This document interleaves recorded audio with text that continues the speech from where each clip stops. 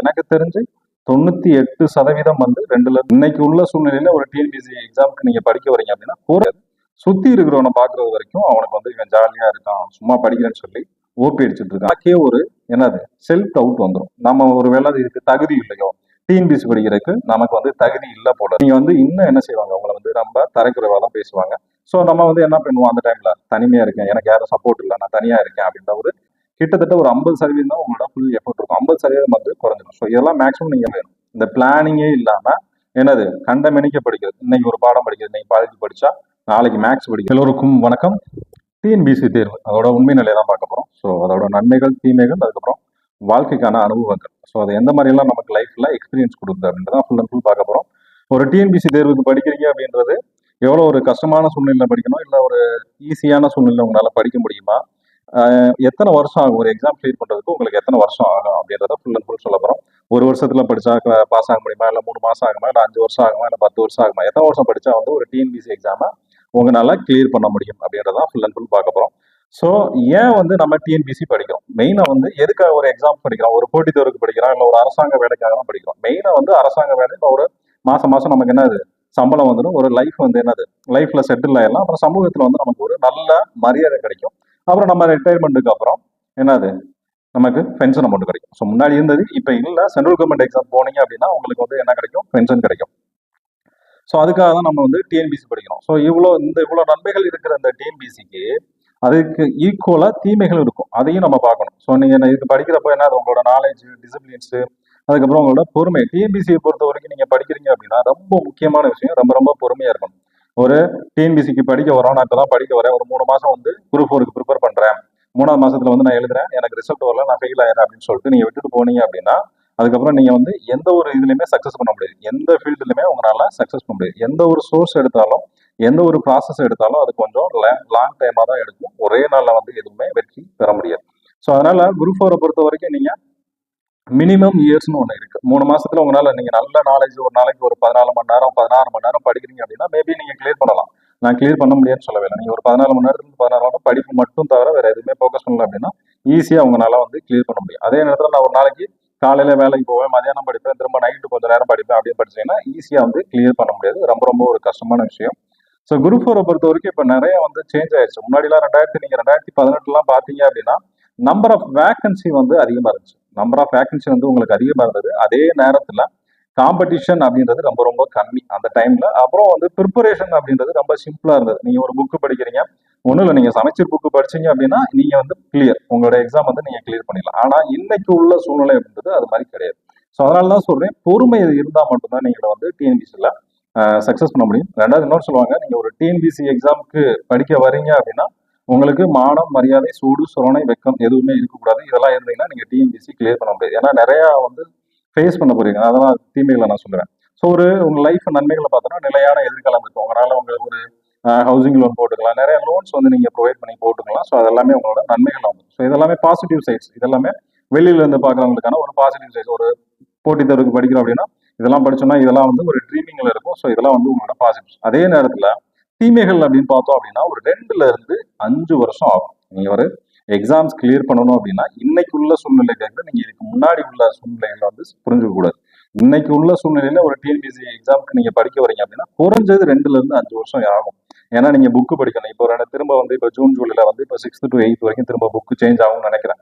Suppose இந்த book change ஆகுது அப்படின்னா நீங்க அதுக்கப்புறம் 2027ல வந்து 11th 12th புக்கும் சேஞ்ச் ஆகும். 11th 12th புக்கும் சேஞ்ச் ஆகும். ஸோ இதையும் நீங்க அப்டேட் பண்ணணும். இப்போ நீங்க போன வருஷம் ப்ரிப்பேர் பண்ண வந்துருந்தீங்கன்னா இப்போ அப்டேட் பண்ற இந்த புக்ஸும் நீங்க படிக்கணும், இதுக்கு முன்னாடி உள்ள புக்ஸும் படிக்கணும். உங்களுக்கு முன்னாடி சீனியர்ஸ் வந்து ஆல்ரெடி படிச்சிருப்பாங்க. ஸோ அவங்க 2 வருஷம் படிச்சிருப்பாங்க. அவங்க புதுசா படிக்க போவது எது அப்படின்னா இப்போ மாற போற இந்த புக்ஸ் தான் படிக்க போறாங்க. ஸோ அதனால என்ன ஆகும்னா குறைஞ்சது ஒரு 2ல இருந்து 5 வருஷம் ஆகும். ஸோ நீங்க எக்ஸ்ட்ரானரியா பெர்ஃபார்மன்ஸ் பண்ணீங்கன்னா மேபி கிளியர் ஆகும். எனக்கு தெரிஞ்சு 98% வந்து 2ல இருந்து 5 வருஷத்துக்குள்ள தான் கிளியர் பண்ணியிருக்காங்க. 2% வேணா 1 இயர்க்குள்ள வந்து கிளியர் பண்ணியிருக்காங்க.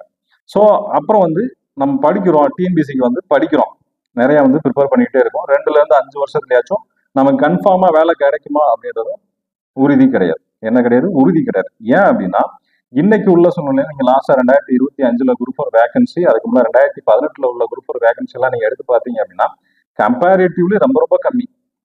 எவ்வளவு கேட்கறாங்க? 3000 4000 போறாங்க. எத்தனை பேர் எழுதுறாங்க? 20 லட்சம் பேர் எழுதுறாங்க. 20 லட்சம் பேருக்கு வெறும் ஒரு 3000 சீட்டு போட்டா எப்படி வந்து காம்படிஷன்ல வந்து நீங்க உள்ள போக முடியும்? ரெண்டாவது, இந்த கொஸ்டின் பேட்டர்ன் அப்படின்றது 2018ல டைரக்டா நான் ஆல்ரெடி சொன்னதான் டைரக்டா கேட்பாங்க. நீங்க புக்ல என்ன வார்த்தை படிக்கிறீங்களோ அந்த வார்த்தை மாறாம அப்படியே வந்து உங்களோட கொஸ்டின் பேப்பர்ல இருக்கும். ஆனா இன்னைக்கு உள்ள சூழ்நிலை அப்படின்னா, நீங்க ஒரு புக்ல வந்து ஒரு வார்த்தை படிக்கிறீங்க அப்படின்னா அது இன்டைரக்டா இருக்கு. முன்னாடி எல்லாம் டைரக்டா கொஸ்டின் வரும், நீங்க டைரக்டா ஆன்சர் பண்ணிடலாம். இன்னைக்கு வந்து இன்டைரக்டா கொஸ்டின் வருது. அதுலயும் என்னன்னா 1 சரியா 2 சரியா 3 சரியா அப்படின்னு சொல்லி அதுக்கு சரிக்கு சரி ஒரு கொஸ்டின் வச்சு மொத்தமா என்னது ஒரு கொஸ்டின் நீங்க ஆன்சர் பண்றதுக்குள்ள 2ல இருந்து 3 நிமிஷம் டைம் எடுத்துக்கும். எவ்வளோ? 2ல இருந்து 3 நிமிஷம் எடுத்துக்கும். ஆவரேஜா ஒரு கொஸ்டின் வந்து நீங்க வந்து கிளியர் பண்றதுக்கு, அதாவது அந்த கொஸ்டின் வந்து ஷேர் பண்ணி முடிக்கிறதுக்கு 2ல இருந்து 3 நிமிஷம் எடுத்துக்கும். ஒரு பேராகிராஃப் ஃபுல்லாவே கொடுக்குறாங்க. அதுலயே தமிழ் டிரான்ஸ்லேஷன் வந்து ரொம்ப ரொம்ப பூவரா இருக்கு.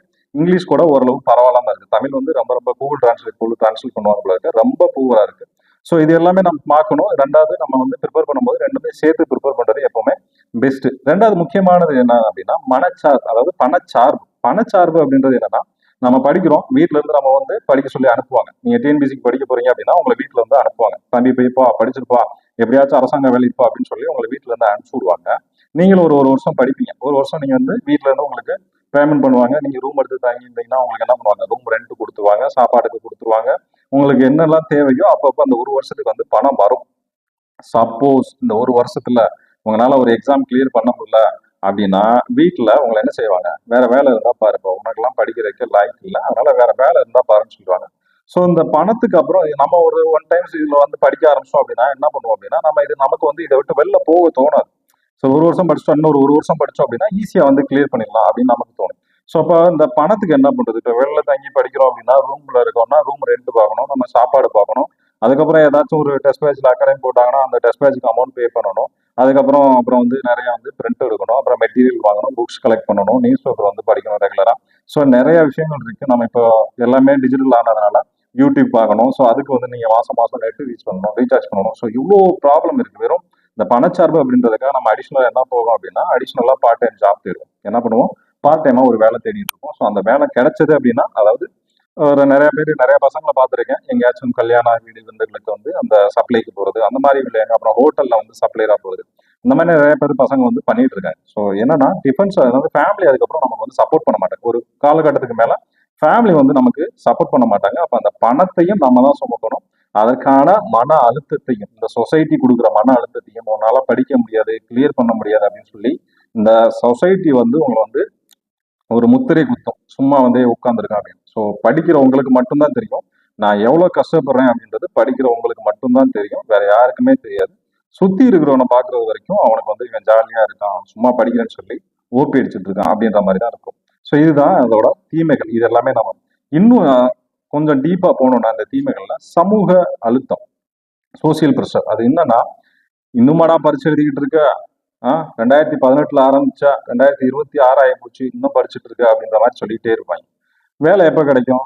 உன் கூட படிச்சவங்க எல்லாமே வேலைக்கு போயிட்டாங்க. அப்புறம் வந்து வீட்டுல உங்களுக்கு எல்லாருக்கும் இருக்க ஒரே பிரச்சனை மேரேஜ். ஸோ மேரேஜ் வந்து ரொம்ப ரொம்ப சிம்பிள். என்ன சொல்லுவாங்க, ஒரு எல்லாருமே ஒரு இப்போ உள்ள பசங்க எல்லாம் ரொம்ப ஏர்லியரா வந்துறாங்க. ஒரு 26 வயசு காலேஜ் முடிச்சது வந்துறாங்க. ஒரு சிலர் எல்லாம் 10th 12th முடிச்சது வந்துறாங்க. ஸோ அவங்களுக்குலாம் அந்த மேரேஜ் ப்ரெஷர் அப்படின்றது கிடையாது. ஆல்ரெடி ஒரு ஜாப்ல வேலை பார்த்துட்டு நம்மளால ப்ரைவேட்ல வந்து கன்னியூ பண்ண முடியாது, நம்மளால சம்பாதிக்க முடியாது அப்படின்னு அந்த வேலையை விட்டுட்டு நான் வந்து டிஎன்பிசிக்கு படிக்க வரேன் அப்படின்னு வர்றாங்கல்ல. ஸோ அவங்களுக்கு தான் இந்த மேரேஜ் ப்ரெஷர் அப்படின்றது கண்டிப்பா இருக்கும். ஏன்னா அவங்க வரும்போது ஆல்ரெடி ஒரு 25 அண்ட் எபோவ் வர்றாங்க, இல்லை ஒரு 28க்கு மேல வர்றாங்க அப்படின்னா, ஸோ அவங்களுக்கு ஒரு 5 வருஷம் எடுத்துக்கோங்க, 33 வயசாயிரும். அட்லீஸ்ட் ஒரு 25 எடுத்தீங்கன்னா 30 வயசாயிரும். ஸோ இந்த 33 வயசு ஆகும்போது என்னது, வீட்டில் வந்து ப்ரெஷர் பண்ணுவாங்க. வயசாகிக்கிட்டே இருக்கு, நீ என்ன படிக்கிற அப்படின்னு சொல்லி, ஊரை ஏமாத்திக்கிட்டு இருக்க அப்படின்னு சொல்லி இந்த சொசைட்டி உங்களை என்ன செய்யும்? ஒரு முத்திரை குத்தி உங்களை அவமானப்படுத்தும். நெக்ஸ்ட் முக்கியமானது என்ன அப்படின்னா, உங்களோட ஃப்ரெண்ட் எல்லாம் நல்லா சம்பாதிப்பாங்க. உங்க கூட இருக்கிறவங்க நண்பர்கள்லாம் நல்லா சம்பாதிப்பாங்க, நல்லா விளையாடுவாங்க, நல்லா ஜாலியா இருப்பாங்க, தேட்டருக்கு போவாங்க. லைஃப்பை எப்படியெல்லாம் என்ஜாய் பண்ணணுமோ அந்த அளவுக்கு வந்து அவங்க என்ஜாய் பண்ணுவாங்க. உங்களை கூப்பிடுவாங்க, உங்களால போக முடியாது. ஸோ அந்த சூழ்நிலையில தான் நீங்க இருப்பீங்க. அப்புறம் கேட்பாங்க, நீங்க இன்னுமா படிக்கிறீங்க அப்படின்றத கேட்பாங்க. இதுல என்னன்னா நமக்கே ஒரு என்னது செல்ஃப் டவுட் வந்துடும். நம்ம ஒரு வேளை இதுக்கு தகுதி இல்லையோ, டிஎன்பிசி படிக்கிறதுக்கு நமக்கு வந்து தகுதி இல்லை போல இருக்க, அதனால நம்ம இதை விட்டு வெளில போகலாமா, இல்ல திரும்பி கன்டினியூ பண்ணலாமா, நம்மளால பாஸ் ஆக முடியுமா, பாஸ் ஆக முடியாதா, பாஸ் ஆனா என்ன ஆகும், பாஸ் ஆகலைன்னா என்ன ஆகும். ஸோ இந்த மாதிரி கேள்விகள் வந்து நமக்கு வந்து அடுத்தடுத்து கேள்விகள் எல்லாம் ஆரம்பிச்சுக்கிட்டே இருக்கும். ஸோ நம்ம அந்த கேள்விகளை பொறுத்த வரைக்கும் என்னன்னா ஒரே ஒரு கேள்வி மட்டும்தான் இருக்கணும், என்னால முடியும் அப்படின்ற அந்த ஒரு பதிலை மட்டும் வச்சுக்கிட்டு உங்களோட கேள்விகளை தொடங்குங்க. எந்த கேள்வியா இருந்தாலும் என்னால் முடியும் அப்படின்ற ஒரே ஒரு பதில் மட்டும்தான் இருக்கணும். ஸோ கொஸ்டின் என்ன வேணாலும் இருக்கட்டும், என்னால் முடியும் அப்படின்ற ஒரு ஆன்சர் மட்டும் வச்சுக்கலாம். அப்புறம் கம்பேரிசன் வந்து நிறைய பண்ணுவாங்க. 2 வருஷம் ஒருத்தன் படிச்சான்ப்பா, அவன்லாம் பாஸ் ஆயிட்டான், நீ 5 வருஷம் படிக்கிற, இன்னுமா பாஸ் ஆகல அப்படின்னு சொல்லிட்டு கேள்வி கேட்பாங்க. அதுக்கப்புறம் என்னன்னா, ஒரு இதில் 3 மாசம் தான்ப்பா படிச்சேன் அப்படின்னு சொல்லுவாங்க. 3 மாசம் படிச்சேன், அதுக்கு முன்னாடி அவன் எத்தனை அகாடமியில படிச்சான், அதுக்கு முன்னாடி எத்தனை வருஷம் எங்க வெளியில படிச்சான் அப்படின்னு எவனுக்கும் தெரியாது. ஸோ ப்ரிப்பரேஷன் அப்படின்றது நம்ம கண் கூட பாக்குறது வந்து, இங்க ஒரு அகாடமில படிக்கிறீங்க அப்படின்னா இங்க வந்து நீங்க ஜாயின் பண்ண டேட், ஆனா அதுக்கு முன்னாடி இங்க நிறைய பேர் படிச்சிருப்பாங்க, இல்ல இந்த பையன் வேற எங்கேயாச்சும் அகாடமில ஒரு 2 வருஷம் 3 வருஷம் படிச்சிருப்பான். ஸோ அதை வச்சு நம்ம 3 மாசத்துல படிச்சா கிளியர் பண்ணிட்டோம் அப்படின்னு சொல்லி நம்ம வந்து ஈஸியா வந்து கம்பாரிசன் பண்ணி சொல்ல முடியாது. ஸோ உண்மையான நிலை என்ன அப்படின்னா, இதுக்கான அந்த உண்மை தன்மை என்ன அப்படின்னு பார்த்தோம் அப்படின்னா, தோல்வி பயம். நம்ம வந்து தோத்துருவோமோ, லைஃப்ல தோத்துருவோமோ, டிஎன்பிசி வந்து அவ்வளவு கஷ்டமா மாறிக்கிட்டு இருக்கு, நம்ம தோத்துருவோம் அப்படின்ற ஒரு பயம் இருந்துகிட்டே தான் இருக்கும். ரெண்டாவது வந்து தன்னம்பிக்கையும் குறையும், உங்களுக்கான மோட்டிவேஷன், அதாவது சப்போர்ட்டர்ஸ் வந்து குறைஞ்சிருவாங்க. உங்க நண்பர்களே உங்களை வந்து என்ன சொல்றது, கீழே வச்சு பேசுறது, உன்னால கிளியர் பண்ண முடியாது, ஃபேமிலி சப்போர்ட் இருக்காது, பேரண்ட்ஸ் சப்போர்ட் இருக்காது, ரிலேட்டிவ்ஸ் வந்து நிறைய கொஸ்டின்ஸ் கேட்பாங்க. அப்புறம் உங்க கூட இருக்கிற உங்க ரிலேட்டிவ்ஸ்லயோ இல்லை உங்க அண்ணனோ தம்பியோ உங்க அக்காவோ தங்கச்சி ஒரு டிஎன்பிசி எக்ஸாம் பாஸ் பண்ணிட்டாங்க அப்படின்னா நீங்க வந்து இன்னும் என்ன செய்வாங்க, உங்களை வந்து ரொம்ப தரக்குறைவா தான் பேசுவாங்க. ஸோ நம்ம வந்து என்ன பண்ணுவோம், அந்த டைம்ல தனிமையா இருக்கேன், எனக்கு யாரும் சப்போர்ட் இல்லை, நான் தனியா இருக்கேன் அப்படின்ற ஒரு உங்களுக்கு ஒரு ஃபீல் வரதான் செய்யும். ஸோ அதிகமான ஓவர் திங்கிங் ஆகுது. ஸோ இந்த திங்கிங் என்ன ஆரம்பிச்சிட்டோம் அப்படின்னா, அதிகமா யோசிக்க ஆரம்பிச்சிட்டோம் அப்படின்னா ப்ரிப்பரேஷன்ல கோட்டை விட்டுரும். என்ன பண்ணுவோம், ஸோ ப்ரிப்பரேஷன் அப்படின்றது ஒரு அதுக்கு முன்னாடி வரைக்கும் நீங்க 100% எஃபர்ட் போட்டீங்க அப்படின்னா, இந்த அதிக யோசனை ஓவர் திங்கிங் பண்ண ஆரம்பிச்சிட்டீங்கன்னா கிட்டத்தட்ட ஒரு 50% தான் உங்களோட ஃபுல் எஃபர்ட் இருக்கும், 50% வந்து குறைஞ்சிடும். ஸோ இதெல்லாம் மேக்ஸிமம் நீங்க வந்து அவாய்ட் பண்ணிடுங்க. ஸோ நான் ஆல்ரெடி சொன்னதான், முன்னாடி எப்படி இருந்தது இப்போ எப்படி வந்து இந்த கொஸ்டின்ஸ் வந்து சேஞ்ச் ஆயிருக்கு. முன்னாடி நான் டைரக்ட் கொஸ்டின் நீங்க மனப்பாடம் பண்ணா எழுதிடலாம், ஆனா இப்போ எப்படி இருக்கு அப்படின்னா, ஆக்சுவலா என்னது, நீங்க படிச்சு அதுல என்ன புரிஞ்சுக்கிட்டீங்க அப்படின்றதா இருக்கு. ரியாலிட்டி கொஸ்டின்ஸ் எல்லாமே ரியாலிட்டி கொஸ்டின்ஸ் பேப்பர்ல பாக்குறது, அதே மாதிரி புக்ல உள்ளதா உங்க லைஃப்ல எப்படி நீங்க யூஸ் பண்றீங்க. ஒன்றும் இல்லை, நீங்க பாலிட்டியே எடுத்துக்கிட்டீங்க அப்படின்னா அரசியலமைப்புல எலெக்ஷன், இப்போ எலெக்ஷன் போயிட்டு இருக்கு. ஸோ இந்த எலெக்ஷனை பத்தி உங்களுக்கு என்னெல்லாம் தெரியும். ஸோ இந்த எலெக்ஷன் பத்தி நீங்க வந்து ரியல்லா இப்போ என்னன்னா, இப்போ என்ன நடக்குது, இந்த நடைமுறையை பாருங்க, இதுதான் அங்க வந்து கொஸ்டினா இருக்கும். ஸோ அந்த மாதிரி தான் இருக்கும். ரெண்டாவது ட்ரிக்கி கொஸ்டின்ஸ், நம்ம சொன்னோம்ல, ஆன்சர் ஏ மட்டும் சரி, ஆன்சர் பி மட்டும் சரி, அப்புறம் வந்து ஏபி சரி, அந்த மாதிரி கேட்பாங்க. அப்புறம் கூற்று காரணம் அது நிறைய வரும். ஸோ இதெல்லாமே என்னது, ட்ரிக்கி கொஸ்டின்ஸ் வந்து இன்னைக்கு நிறைய ஆயிடுச்சு. அதே மாதிரி மேக்ஸிமம் உங்களுக்கு வந்து ஒரு 5ல இருந்து 7 கொஸ்டின் வந்து புதுசா கேட்கறாங்க. 5ல இருந்து 7 கொஸ்டின் வந்து புதுசா கேட்கறாங்க. நம்ம அதுக்கும் என்னது ப்ரிப்பேர் பண்ண பழகிக்கணும். ஓகே, நம்ம பொதுவா இந்த ப்ரிப்பரேஷன்ல பண்ணக்கூடிய தவறுகள், எல்லா மாணவர்களுமே இந்த ப்ரிப்பரேஷன் போது என்னெல்லாம் தப்புகள் பண்றாங்க அப்படின்னா, ஒண்ணு வந்து பிளானிங் இருக்காது. என்ன படிக்கணும், இன்னைக்கு வந்து என்ன படிக்கணும், இன்னைக்கு டே 1 அப்படின்னா டே 1ல நான் பாலிட்டி முடிக்கணும், மேக்ஸ்ல வந்து ஒரு போர்ஷன் முடிக்கணும், ஹிஸ்டரியில ஒரு போர்ஷன் முடிக்கணும் அப்படின்னா ஒரு பிளானிங் வேணும். இந்த பிளானிங்கே இல்லாம என்னது கண்டமெனிக்க படிக்கிறது, இன்னைக்கு ஒரு பாடம் படிக்கிறது, இன்னைக்கு பாலிட்டி படிச்சா நாளைக்கு மேக்ஸ் படிக்கிறது, நாளை கழிச்சு தமிழ் படிக்கிறது. அப்ப இந்த பாலிட்டி என்ன ஆகும் அப்படின்னா, இன்னைக்கு படிக்கிறத அடுத்து 1 மாசம் கழிச்சு திரும்ப பார்க்கும்போது திரும்ப புதுசா படிக்கிற மாதிரி இருக்கும். ஸோ நீங்க என்ன பண்ணணும் அப்படின்னா, ஒரு பிளான் போடணும், ஒரு வீக்லி பிளான் போடுங்க. இந்த வாரம் இன்னைக்கு வந்து பாலிட்டி அப்படின்னா திரும்ப நீங்க சாட்டர்டே சண்டே வந்து பாலிட்டி வந்து ரிவிஷன் வச்சுக்கோங்க. ரிவிஷன் இல்லாம நீங்க வந்து எந்த எக்ஸாம்ஸுமே கிளியர் பண்ண முடியாது. அதே நேரத்துல டெஸ்ட், எவ்வளவு டெஸ்ட் போட முடியுமோ, எவ்வளவுக்கு எவ்வளவு ஓஎம்ஆர்ல ப்ராக்டிஸ் பண்றீங்களோ அவ்வளவுக்கு அவ்வளவு உங்களுக்கு நல்லது. அது இல்லாம நீங்க எந்த எக்ஸாமே கிளியர் பண்ண முடியாது. நான் டெஸ்டே போடாம பாஸ் பண்ணிட்டேன் அப்படின்னா அது வந்து ரொம்ப ரொம்ப ஒரு சாத்தியம் இல்லாத விஷயம் தான் நான் சொல்லுவேன். ஏன்னா டெஸ்ட் வந்து உங்களுக்கு வந்து ரொம்ப கை கொடுக்கும். இன்னைக்கு உள்ள சூழ்நிலையை பொறுத்த வரைக்கும் வித்தவுட் டெஸ்ட் நீங்க வந்து டைம் மேனேஜ் பண்றது அப்படின்றது ரொம்ப ரொம்ப ரொம்ப ரொம்ப கஷ்டமான விஷயம் டிஎன்பிசியை பொறுத்த வரைக்கும். ஏன்னா கொஸ்டின் வந்து அந்த அளவுக்கு டெப்தா போக ஆரம்பிச்சிருச்சு. அப்புறம் என்னன்னா, எல்லாருக்குமே ஒரு பேசிக்ஸா இப்ப எல்லாருக்குமே ஒரு இது இருக்கு. ஏன்னா வெறும் ஏதாச்சும் ஒரு அகாடமி மெட்டீரியல் மட்டும் வாங்கி படிச்சுக்கிட்டா போதும், இந்த அகாடமில ஒரு மெட்டீரியல் போதும், இல்ல அந்த அகாடமி ஏதோ ஒரு அகாடமில இருந்து படிச்சா இதுல இருந்து ஒரு 5 கொஸ்டின் வருது. இப்போ ரீசெண்டா நம்ம எஸ்ஐ டெஸ்ட் போட்டிருந்தோம். எஸ்ஐ டெஸ்ட் அப்போ என்ன சொல்லியிருந்தாங்க பசங்க அப்படின்னா, நம்ம கேட்டிருந்த கொஸ்டின் வந்து ஒரு 40ல இருந்து 45 கொஸ்டின் வந்தது சொன்னாங்க. அதே நேரத்துல என்ன சொல்லியிருந்தாங்க பசங்க அப்படின்னா, கரண்ட் அஃபேர்ஸ் வந்து ஒரு 5 கொஸ்டின் வந்து அது என்னமோ சொன்னாங்க, மனோரமா புக்குன்னு நினைக்கிறேன். ஐ திங்க் மனோரமா புக்ல வந்து ஒரு 5 கரண்ட் அஃபேர்ஸ் வந்திருந்தது சார், அதனால நீங்க வந்து மனோரமா கரண்ட் அஃபேர்ஸ்ல இருந்து எங்களுக்கு கொஸ்டின் எடுத்து கொடுங்க சார் அப்படின்னு சொன்னாங்க. நான் கேட்டேன், அந்த அதுல எத்தனை பக்கம் தான் இருக்கு அப்படின்னா, நியர்லி ஒரு 600ல இருந்து 800 பக்கம் இருக்கு சார். 600ல இருந்து 800 பக்கம் படிச்சு நீ 5 கொஸ்டின் எழுதுறதுக்கு ரெகுலரா நியூஸ் பேப்பர் படிச்சு அதுல உள்ளதை பார்த்தாலே நீ ஈஸியா அந்த 5 கொஸ்டின் எடுக்கலாம். அதுக்கு எதுக்கு நீ வந்து 800 பக்கத்தை நீ படிச்சு 800 பக்கத்தை நீ என்னைக்கு ரிவிஷன் பண்ண போற? ஸோ அதனால இதுதான் அந்த பிளானிங் இல்லைன்னு சொல்றது. பிளானிங்கும் கிடையாது. ஸோ ஒன்னே வந்து என்னன்னா, இந்த வருஷம் ஒரு புக்ல இருந்து கேட்டாங்க, வெங்கடேசன் புக்ல இருந்து இப்போ அதிகமாக புக்கு வருதுக்கு கேள்வி கேட்குறாங்க சார். எல்லாரும் வெங்கடேசன் புக்கு வாங்க உடனே அப்புறம் சொல்லுவாங்க லக்ஷ்மிகாந்த்ல இருந்து நிறைய கொஸ்டின் கேட்குறாங்க சார். அப்போ எல்லாருமே லக்ஷ்மிகாந்த் வாங்க. ஸோ புக்கை வந்து சேல்ஸ் பண்ணி நீங்க எல்லாம் சோர்ஸ் நிறைய கைடு வந்து நீங்க நிறைய மெட்டீரியல் வந்து கலெக்ட் பண்ணி படிப்பீங்க. பட் என்ன பண்ண மாட்டீங்க, நான் ஆல்ரெடி சொன்னதா ரிவிஷன் பண்ண முடியாது உங்களால. நிறைய சோர்ஸ் தேடி போனீங்க அப்படின்னா உங்களால ரிவிஷன் பண்ண முடியாது. ஸோ ரிவிஷன் பண்ற அளவுக்கு ஃபர்ஸ்ட் நீங்க பண்ண வேண்டியது ஸ்கூல் புக்கை வந்து கம்ப்ளீட் பண்ணுங்க. 6ல இருந்து 12 வரைக்கும் நீங்க தரவா இருந்தீங்கனாலே போதும். நான் சொல்லுவேன், நீங்க 6வதுல இருந்து 12வது வரைக்கும் படிச்சீங்க அப்படின்னா ஈவன் நீங்க குரூப் ஒன் மெயின்ஸே கிளியர் பண்ண முடியும். நான் கான்ஃபிடண்டா சொல்ல முடியும், குரூப் ஒன் மெயின்ஸே நீங்க வந்து கிளியர் பண்ண முடியும். ஏன்னா அந்த அளவுக்கு வந்து அதுல வந்து டேட்டாஸ் இருக்கு. நீங்க அது போக நீங்க அடிஷனலா உங்களுக்கு தேவை அப்படின்னா நீங்க வந்து நியூஸ் பேப்பர் பக்கம் போகணும். ஹிந்து பார்க்கலாம், அப்படி இல்லைன்னா தினமணி. 2 நியூஸ் பேப்பர் எது உங்களுக்கு ஈஸியா இருக்கோ அதை நீங்க வந்து படிச்சுக்கலாம். இல்ல அப்படின்னா நான் நிறைய மெட்டீரியலா தான் வாங்கி கொடுப்பேன், நிறைய பிரிண்ட் அவுட் கொடுப்பேன், எல்லாமே படிப்பேன் அப்படின்னா நீங்க ரிவிஷன் பண்ண முடியாது. கடைசியில் அங்க படிச்சது எதுவுமே ஞாபகத்துல இருக்காது. ஸோ வெற்றிக்கான சூத்திரம் இதுதான். ஆல்ரெடி நான் சொல்லிட்டேன். இந்த அடிப்படை புத்தகங்கள், சமச்சீர் புத்தகத்தை நீங்க வந்து 6ல இருந்து 12 வரைக்கும் கிளியரா படிச்சீங்கன்னா நான் சொன்ன மாதிரி தான் குரூப் ஒன் மெயின்ஸ் முதற்கொண்டு உங்களால ஈஸியா கிளியர் பண்ண முடியும். நீங்க தமிழ்ல எழுதலாம், மேபி இங்கிலீஷ்ல எழுதலாம், எந்த வேணாலும் எழுதி போங்க.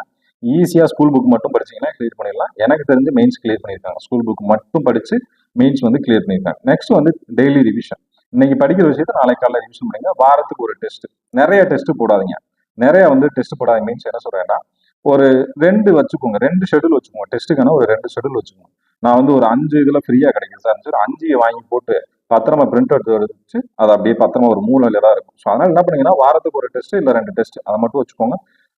அது போக வேற எதுவும் தெரியல. அதுக்கப்புறம் ரெகுலர் ப்ரிப்பரேஷன், கன்சிஸ்டன்சி இருக்கணும். ஸோ இறுதியா ஒண்ணு என்னன்னா டிஎன்பிசி அப்படின்றது எல்லாருக்கும் பார்க்கறதுக்கு ஈஸியா இருக்கும், படிச்சா வேலை கிடைச்சிடும் அப்படின்ற சொசைட்டில வந்து ஒரு நினைப்பு இருக்கு. ஆனா அது உண்மை இல்லை.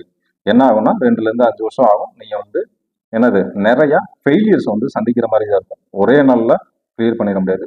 ஆனா தொடர்ந்து முயற்சி பண்ணீங்கன்னா ஈஸியா வந்து ஒரு அரசாங்க வேலையை வாங்கிட்டு அதுக்கப்புறம் நிம்மதியா இருந்துடலாம்.